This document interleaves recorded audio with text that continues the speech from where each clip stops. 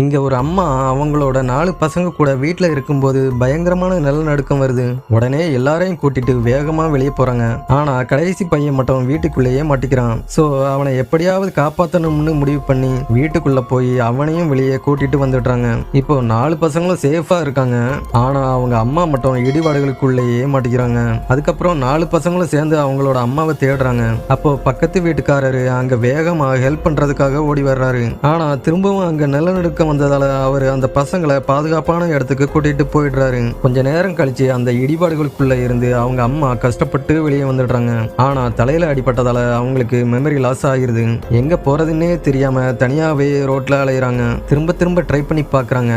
ஆனா அவங்களுக்கு எதுவுமே ஞாபகத்துக்கு வரல. அவங்களோட சிச்சுவேஷனை புரிஞ்ச ஒருத்தன் அவங்கள சிட்டியில இருக்கிற காலில் பிரச்சனை உள்ள ஒரு பணக்காரங்கிட்ட என்னோட மனைவிதான்னு சொல்லி காசுக்காக வித்துடுறான். 20 வருஷத்துக்கு அப்புறம் அந்த அம்மாவோட பசங்க இப்போ வளர்ந்து பெரிய ஆளா ஆயிடுறாங்க.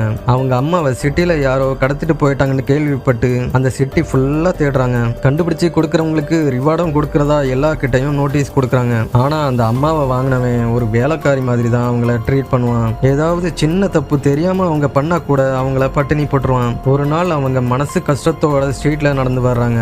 அவங்களுக்கு கழுத்துல இருந்த டாலரை பார்த்த உடனே கொஞ்சம் கொஞ்சம் பழைய ஞாபகம் வருது. அப்போ திடீர்னு ரோட்ல மயங்கி கடந்த ஒரு பையனை பாக்குறாங்க. சடனா அவனுக்கு ஃபர்ஸ்ட் எய்டு பண்ணி குணப்படுத்துறாங்க.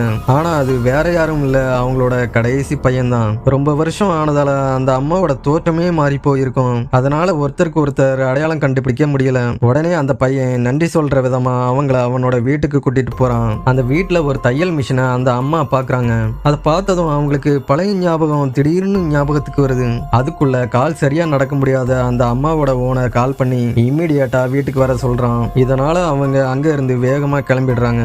போகும்போது அவங்க கழுத்துல இருந்த டாலர் அங்கேயே விழுந்துருது. அவன் அவங்களுக்காக ஃப்ரூட்ஸ் எடுத்துட்டு வர்றான். அப்போ கீழே கிடந்த அந்த டாலரை பார்த்ததும் அவங்க தன்னோட அம்மா தான்னு கன்ஃபார்ம் பண்ணிக்கிறான். உடனே சந்தோஷத்துல அவனோட பிரதர்ஸையும் கூப்பிட்டு இந்த விஷயத்த சொல்றான். கடைசியா அம்மா இருக்கிற இடத்த கண்டுபிடிச்சு பசங்க எல்லாரும் அம்மாவை கூட்டிட்டு வர போறாங்க.